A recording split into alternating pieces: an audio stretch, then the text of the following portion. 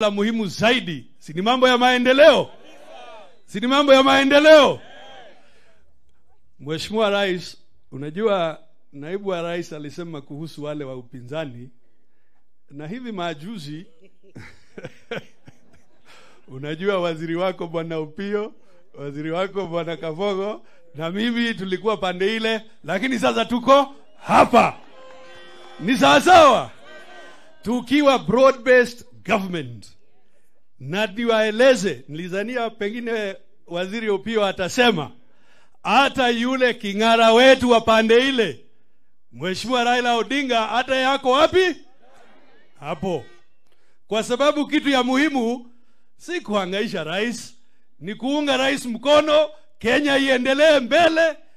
Hata wale ambao wanafikiria ati watashindana na yeye hapo later, saa hii kitu ya muhimu ni maendeleo.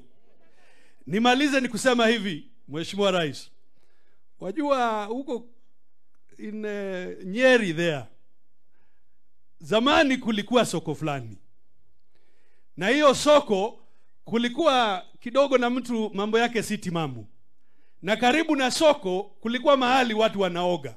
Wajua Mheshimiwa Rais, zamani za kale watu walioga kwa mto. Sasa mzee mmoja akaenda kunawa, alafu yule mjamaa mwenye mambo yake likuwa na shida akakimbia kuchukua nguo zake akimbie. Akakimbia amepita soko.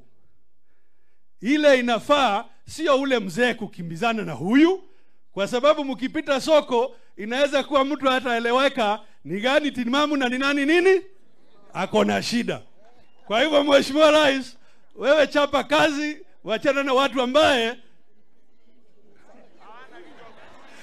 Nyogu Adoito. Thank you very much.